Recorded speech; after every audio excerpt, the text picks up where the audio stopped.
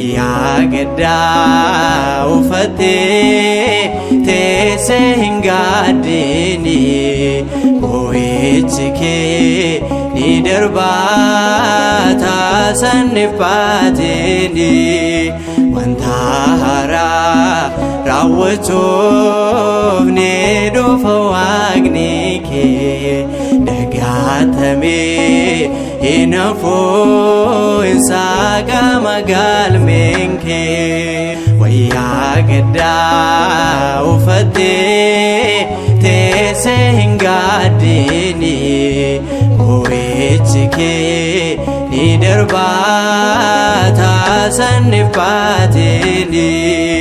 wanta haaraa raawwachuuf ni dhufa waaqni kee dagaatamee hin hafu saaqama galmeen kee.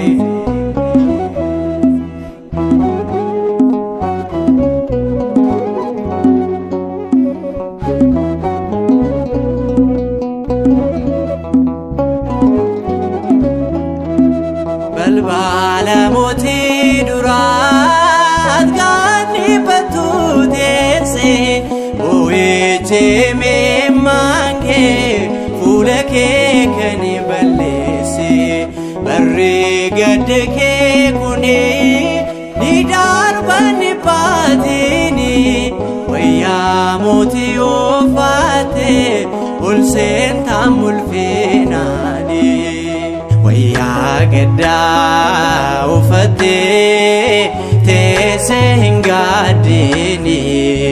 boo'ichi kee ni darbaa taasifamee baateeni wanta haaraa raawwachuuf ni dhufa waaqni kee dagaatamee hin hafu saaqama galmeen kee.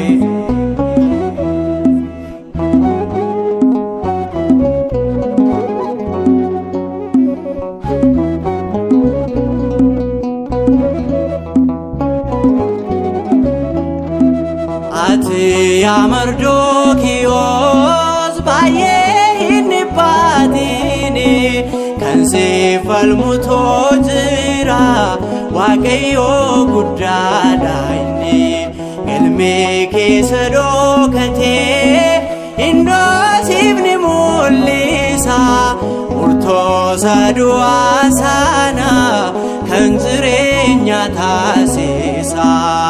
wayyaa gaddaa uffatee teessee hin gaaddiini boo'ichi kee ni darbaa taasifamee baateeni wanta haaraa raawwachuuf ni dhufa waaqni kee dagaatamee hin hafu saaqama galmeen kee.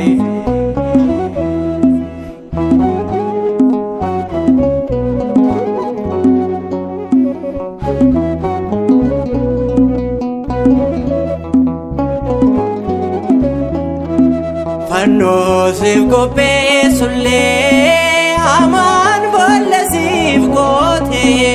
innoo siin hin argatu mul'ichoo isumaan nyaate hinduutuun jiraata gammachuudhaan guutamte farda mootii yaabbaata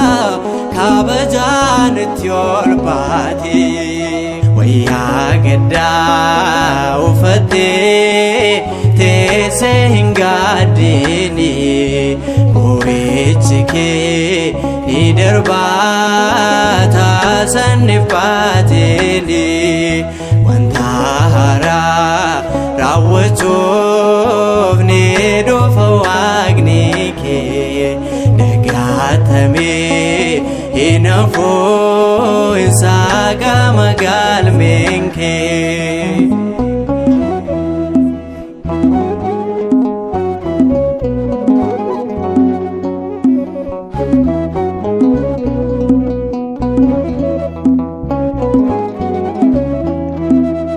firii harkaan facaasee hamaan isa maateera fannoo saaseef yaade ofiisaa itti ol baaheera kan keeti Mardookiyoos ililleef gammachuune Waaqayyo raajii godhe murtoo garagalchuuni wayyaa gaddaa uffattee teessee hin gaaddini boo'ichi kee ni darbaata sanniif baatini wanta haaraa raawwachuuf ni dhufa Waaqni kee dagaatamee hin hafu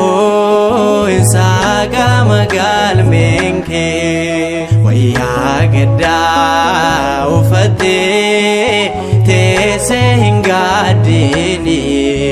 boo'ichi kee ni darbaata sanniif baatini